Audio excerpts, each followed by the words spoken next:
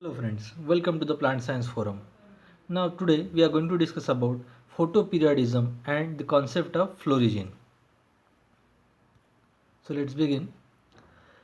Now whenever there is a flowering in the plants, it is nothing but the physiological changes that leads to the transition from the vegetative growth of the plant to the generative growth. By the word generative itself, it means that there is a formation of gametes, that is pollen grains. Inside them there is a male gametes and the ovary. Inside there is a ovule and there is a egg. So that means the plant is transferring from its vegetative growth toward the generative growth. Now this transfer of plants, this physiological transfer, it requires a specific type of period. That different aspect which control the physiology of plant for the flowering, this is controlled by either a light or a temperature. If this physiology is controlled by the light, then it is called as photoperiod, or if this physiology of flowering is controlled by temperature, then it is called as vernalization. Now this photoperiod, this term is suggested by Garner and Allard in 1920. Now it refers to the response of an organism to the relative length of day and night. So photoperiod is nothing but the favorable length of the day for each plant.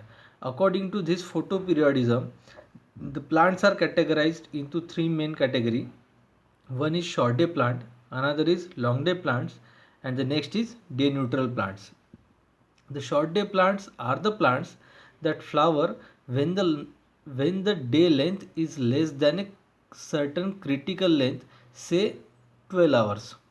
And in other words, the day length must not exceed a critical value for a plants to flower. Now another category, long day plants. These are the plants that flower only when the day length is greater than the critical day length, say 12 hours. In these plants, you can say in other words, the day length must not be less than a critical value for a plants to flower.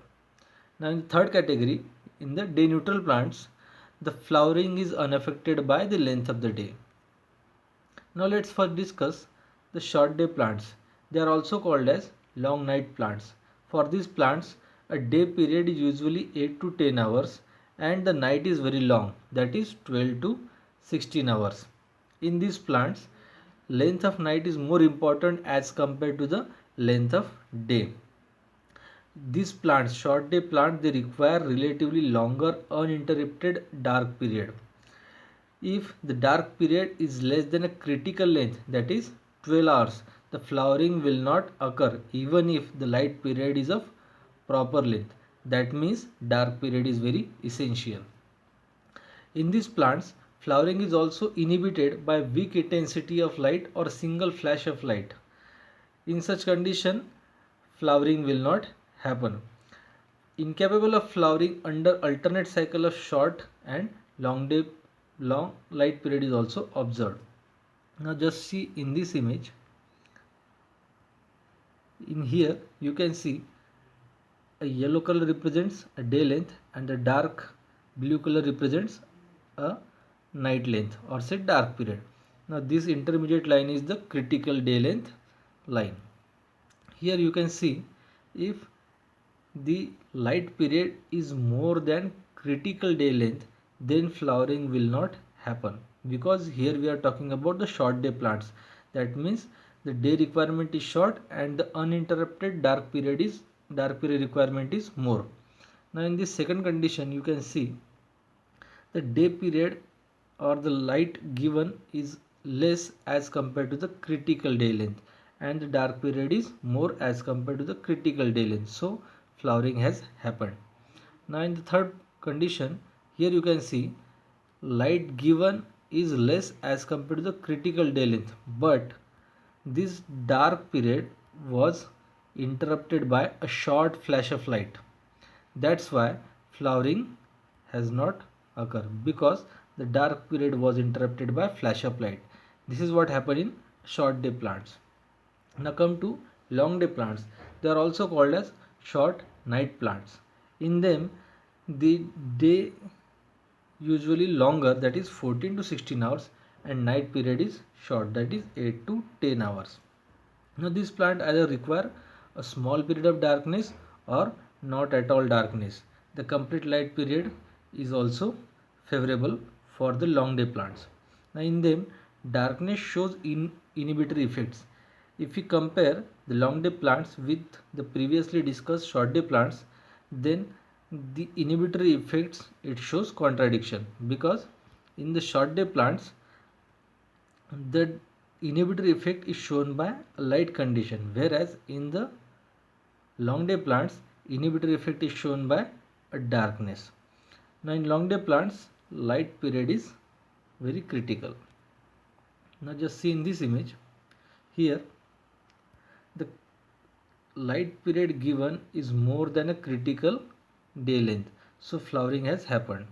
Now in this condition, light period given is less than the critical day length, so flowering has not happened.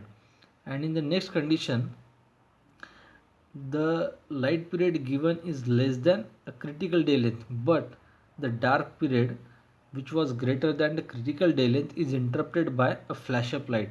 So this much flash of light which interrupted the continuous dark period is sufficient to induce flowering in a long day plants. Now come to third category, that is day neutral plants. They are also known as photoneutral or intermediate plants. Now these plants can flower in all possible photoperiod. Now for these plants, for day neutral plants, photoperiod may range from 5 hours to 24 hours uninterrupted light. So the length of the light period doesn't matter for this day neutral plant. Now here, if continuously light period is given, then also flowering will happen, or if continuously dark period is given, then also flowering will happen. That means the length of the night and dark doesn't affect the process of flowering. Now there are certain intermediate categories also. Actually there are two. Now let's first discuss a first category, that is long short day plants. Actually these are the short day plants, but this plant must be exposed to long days during their early growth for the flowering. Example is Bryophyllum. That means in this intermediate category we are only discussing about the short day plants, but the condition is that this plant must be exposed to long day during early growth, early vegetative growth. So the plant is known as long short day plants. Next category is short long day plants. These are actually long day plants, but they must be exposed to short days during early growth for the flowering, as exactly opposite to the previous condition. Here they are actually long day plants but must be exposed to a short day during early growth.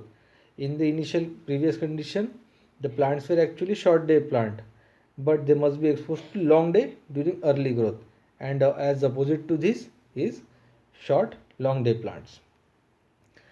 Now in continuation to this is the another subtopic with respect to photoperiodism. It says that appropriate photoperiod among from the 24-hour cycle is a one induction cycle. That means if we consider the short day plant or if we consider a long day plants, that critical period required for the flowering, it constitutes a one inductive cycle. Now for a particular plant, one or more inductive cycle may be required for the flowering, and this cycle is sufficient for inducing a flower. And if such plants has received sufficient inductive cycle and later on they are exposed to unfavorable photoperiod, then also it will flower. That means after receiving a particular sufficient amount of inductive cycle, the later coming unfavorable condition also doesn't affect the flowering process. Now this persistent effect of photoperiod is actually referred as photoperiodic induction. Again I am going to revise this slide.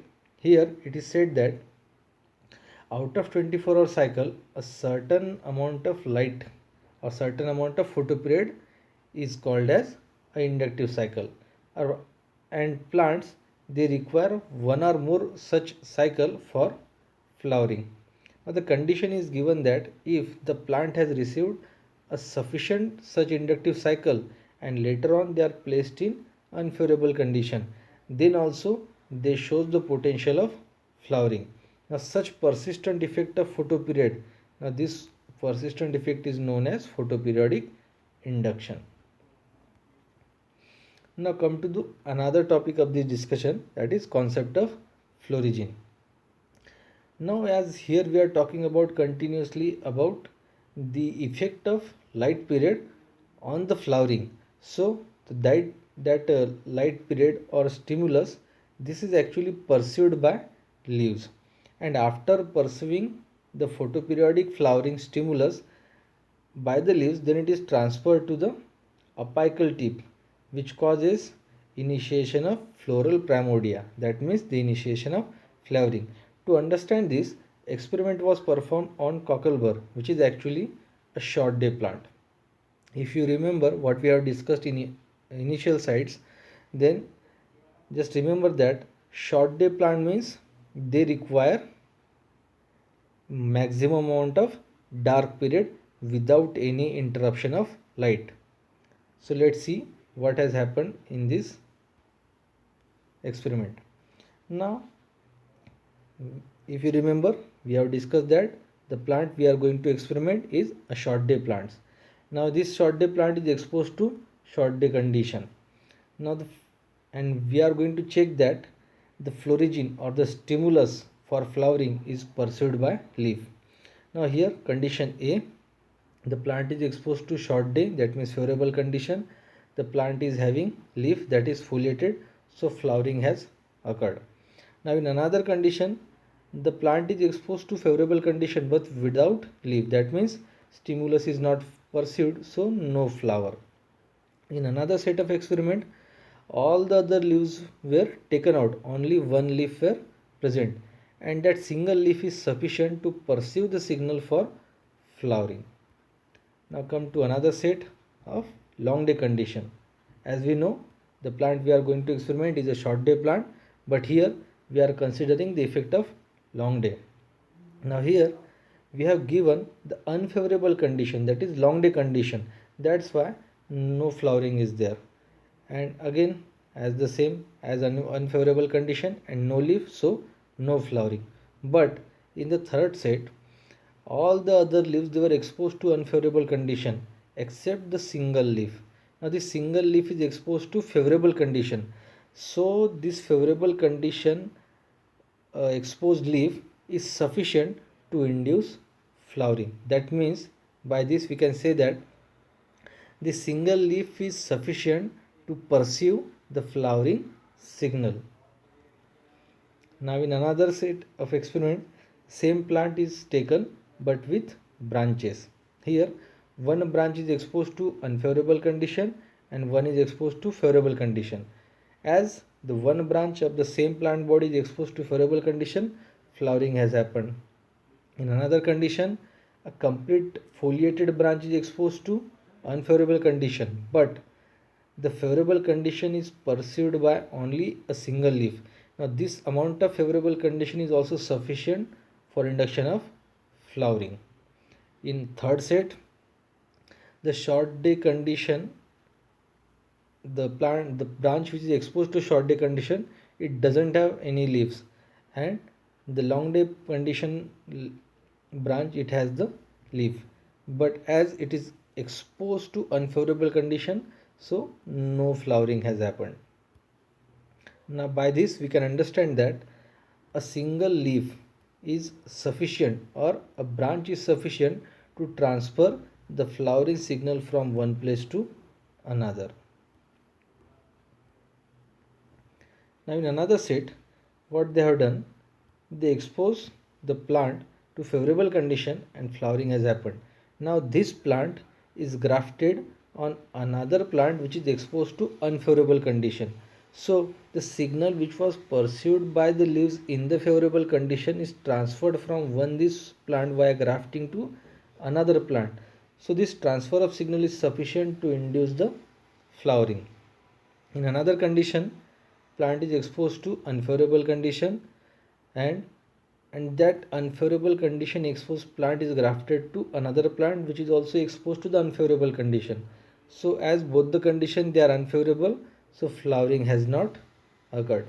That means we can say that the flowering stimulus can be transferred from the leaf which are exposed to favorable condition, and if that plant body is grafted to another plant which is exposed to unfavorable condition, then also flowering will happen, and that stimulus can be transferred via grafting. Now this here we are going to discuss about the nature of floral hormone. In the experiment, in another experiment, the extract of photoinduced leaves was taken along with the gibberelling, and now this extract which constitute the gibberelling, it is sufficient for promoting flowering in non-photoinduced plant. Now this stimulus is present in acid fraction, that's why that molecule is known as florigin acid. So here we have discussed the concept of florigin and the photoperiodism. I hope you understood the topic. If you have any question, please feel free to ask. Thank you.